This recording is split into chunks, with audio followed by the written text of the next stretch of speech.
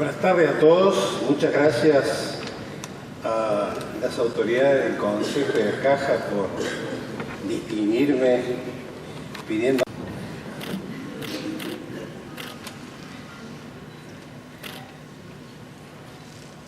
Nosotros somos los sobrevivientes.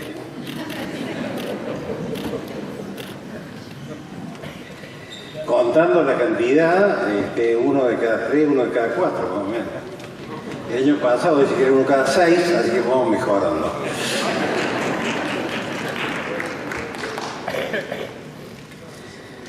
Me pidió el presidente del Consejo que hablara de los cambios de estos 50 años.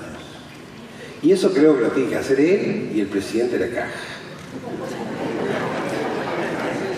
Aunque no se acuerde. Bueno, que tenga que preguntarle a algunos de los muchachos. Prefiero contar algunas cosas de mi vida. La primera, el mejor consejo que recibí en mi vida. Me lo dio mi madre. Yo vivía en un pueblo a 100 kilómetros de Córdoba, Almafuerte, que para venir en ómnibus eran 3 horas, 3 horas y media, si no llovía. Si llovía, el ómnibus se podía empantanar y demoraba un rato. A mitad de camino paraba, había que bajar a tomar café, un sándwich, y era 100 kilómetros. Como en mi pueblo solo había escuela primaria, mi madre me dijo, tenés que ir a Córdoba. Entonces me puso pupilo en el Colegio La Salle. Y yo, un chico del pueblo, encerrado en un colegio grande, pero siempre un encierro y una distancia con mi familia, disfrutaba de lo bueno del colegio, disfrutaba de aprender, disfrutaba de muchas cosas, pero los atardeceres eran muy tristes. Entonces, cuando volví a mi casa, cada 15 días, cada 20 días, le decía a mi mamá, le reclamaba, y ella un día me dijo, mira, ¿sabes por qué estás allá? Porque estás obteniendo algo único. Vos podés tener dinero, una casa, un campo, familia, podés ser poderoso, pero todo eso lo podés perder. Entonces me mostró alguna noticia, algún libro que hablaba de los refugiados, esos que ni patria tienen. Mira de esto, dice, no tienen patria, no son de ningún lado, no tienen nada. Pero lo que nadie te va a poder quitar es el conocimiento. Ese va a ir con vos donde vayas. Entonces, anda a estudiar. ¿Qué decirle, no?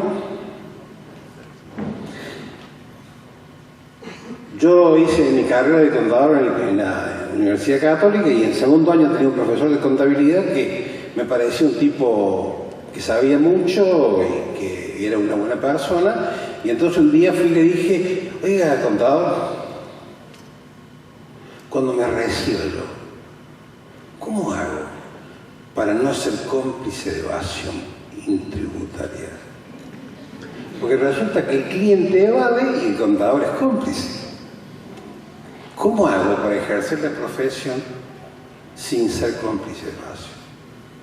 Se lo dije justo al final de una clase y me dijo, bueno, la próxima clase hablamos. La próxima clase vino y me trajo un ejemplar de una revista que se llamaba Selección Contable, en la cual había un resumen y un comentario de la encíclica que acababa de sacar el Papa, que creo que se llamaba Rerum Novarum. Entonces yo leí el artículo, no había respuesta para mi pregunta. Y me quedé siempre rumiando qué me quiso decir. Con el tiempo, ya grande, me di cuenta. Él me dijo, sin decir, depende de vos. Depende de vos qué querés hacer. Entonces, claro, yo me dediqué a la contabilidad y la auditoría.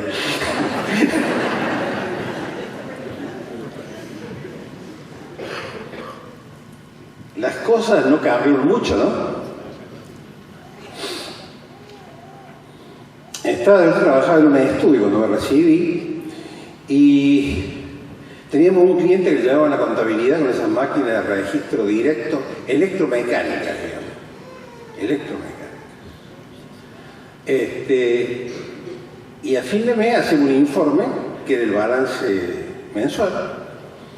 Y entonces a mí se me ocurrió calcular el punto de equilibrio, para lo cual me hacía falta, tenía las ventas, me hacía la tendencia de las ventas, me hacía falta determinar los costos fijos y los variables. Entonces, por mi conocimiento de estadística, había que aplicar un procedimiento de regresión, de correlación, así que me puse a aplicar mínimos cuadrados de ese procedimiento. Entonces, para calcular de una máquina fácil, que es una máquina manija así, que cada multiplicación tiene que hacer, ¿no? Tuve como una semana, al final de la cual andaba con la mano medio estirada para calcular esa curva.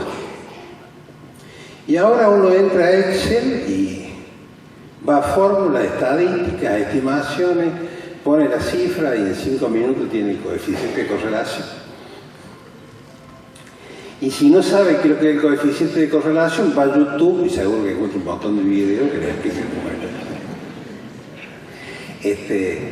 Yo vivo con mi nieto, con mi mujer y mi nieto, y mi nieto sale cualquier tema, yo lo vivo retando porque juega mucho, o porque pierde el tiempo, y sale cualquier tema y el tipo, antes que yo empiece a pensar de qué se trata, qué es lo que estaba hablando, ya sacó la extensión de su mano, que es el celular, y no sé cómo hace con un dedo así, taca, taca, y me dice esta cosa. Entonces el conocimiento hoy está en la mano, al alcance de la mano. Y antes había que laburar para desarrollarlo, para aplicarlo. Sin embargo, las cosas siguen iguales en el fondo.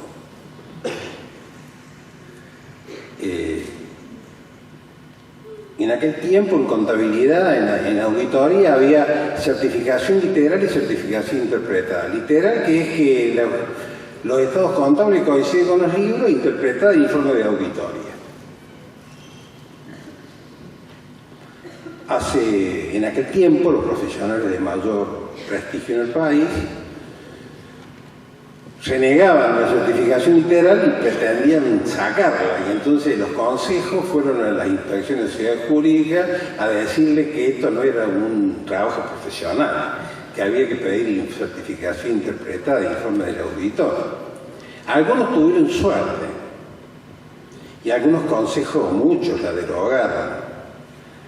A partir de este siglo comenzaron los consejos de retroceder a volver a poner la certificación literal. En 2008 yo fui a una jornada porque el Consejo de Tucumán hizo una gran jornada porque había reimplantado la certificación literal. ¿Por qué? Y porque vivimos en medio de la inflación, la evasión, la corrupción y el fraude. Y en ese medio, ser auditor es complicado. Poner la firma en un informe de auditoría, sabiendo que hay esos problemas, es complicado. Entonces la certificación literal es un buen elemento. La resolución técnica 37, que reemplazó la 7, trajo las normas internacionales, que uno puede hacer auditoría, puede hacer certificación literal, puede hacer revisión limitada y muchísimas otras cosas que no nos habían ocurrido en aquellos tiempos. Con lo cual, tenemos las herramientas para salvaguardar nuestra responsabilidad. Bueno, los contadores formamos parte de las ciencias económicas. Recién escuché con mucha atención al licenciado en ciencias económicas que me precedió en el uso de la palabra, y yo siempre me pregunté, ¿qué tenemos que ver los economistas, los administradores, los contadores y sobre todo los actuarios? Todo eso es ciencia económica. Y tratando de aprender un poco de otras cosas, encontré en el Génesis la respuesta. Porque después que Dios crea el universo, en la tierra dice, y crea el hombre, le delega al hombre señorearse sobre los animales y la tierra, lo cual quiere decir administrar. Y le da hierba verde para comer, no le hicimos mucho caso, estamos comiendo carne más que hierba verde, pero bueno. Los economistas estudian los fenómenos económicos y cómo se administran los países, los grupos, los grandes grupos económicos, las grandes agrupaciones que el hombre hace para vivir en comunidad, cómo se administran las comunidades. Los licenciados en administración de empresas los enseñan, aprenden a administrar empresas. Los contadores, ya llego con los contadores, y los actuarios miden en la compañía de seguro cómo se calcula la reserva más importante de la compañía de seguro, que es la reserva para cubrir los riesgos de todos los seguros otorgados por todos los riesgos que esa compañía toma.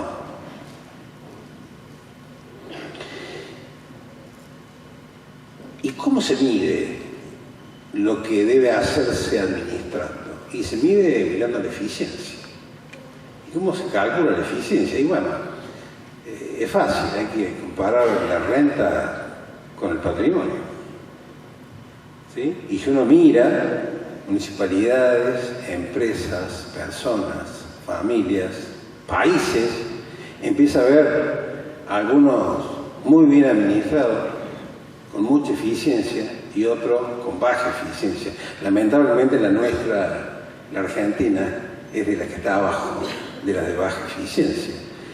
¿Cómo se explica que Alemania, un país que lo destruyeron 2 veces en el siglo XX por las guerras, hoy sea el líder de Europa? ¿Cómo Angela Merkel es la líder de Europa? ¿Y los contadores qué hacemos? Los contadores medimos la eficiencia de la administración. ¿Por qué? Y porque calculamos, digamos, producimos el balance y el estado de resultados, el patrimonio y la renta que permiten medir la eficiencia, con lo cual somos los contadores aquellos que medimos si hay o no eficiencia en la administración, siempre y cuando los balances sean reales. Muy bien. Nosotros los sobrevivientes, digamos, somos viejos por lo vivido y niños por lo que falta vivir. Recién Mariana hizo estallar el auditorio con su pedido de aplauso. Y bueno, cuando uno llega a esta altura del partido, va a un médico, va a otro, y uno le da 3 años de vida, otros 5, tengo un amigo que tiene bastante problema de salud y fue a varios médicos. Y cuando vino le pregunté, bueno, me dio tanto de años de vida, ¿y cuánto sacaste en definitiva? Ahí, poco. Resumen, poco. Por lo que se ve, digamos, la pregunta que yo me hago hoy, a esta altura del partido, en este momento, habiendo vivido 50 años de profesión, es ¿qué hago con lo que me queda? Entonces, si yo miro mi brazo, digo, mirá lo que viví, hasta acá, me queda la mano. Esto no tiene cambio, lo de la mano sí, este pedacito que me queda. Tengo un amigo que en lugar de decir cuántos años tiene, en lugar de decir 70, 80, 75, 70, dice cuántos años cree que va a vivir. Si cuántos años tenés vos, dice 8, sos un nene vos, pero no, ¿cómo me decís? No, son los años que me faltan.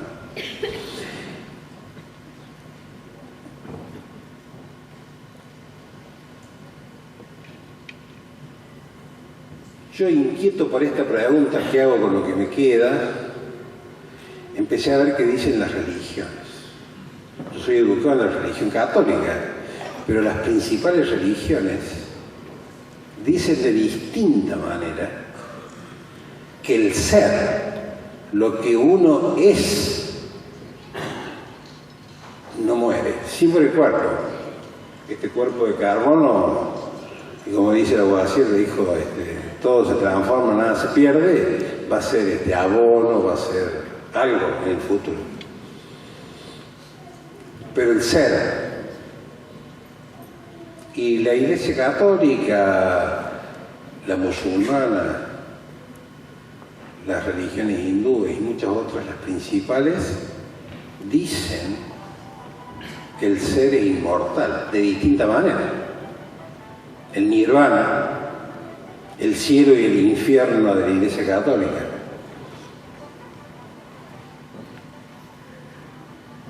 Entonces lo que queda, si uno mira de esa forma, es la vida de un inmortal. Somos en realidad inmortales, nuestro ser es inmortal. Yo sé que cuando digo esto usted dice, ¿dónde estamos? No estamos en ciencia económica. Yo creo que sí. ¿Y qué vamos a hacer con lo que nos queda? Y bueno, lo que venimos haciendo. Tratando de que se administre mejor. Tratando de medir la eficiencia, de ser eficientes y de lograr un futuro mejor. Por eso invito a todos los que cumplen 25 años y a los que cumplen 50 años que sigamos ayudando a administrar. Muchas gracias.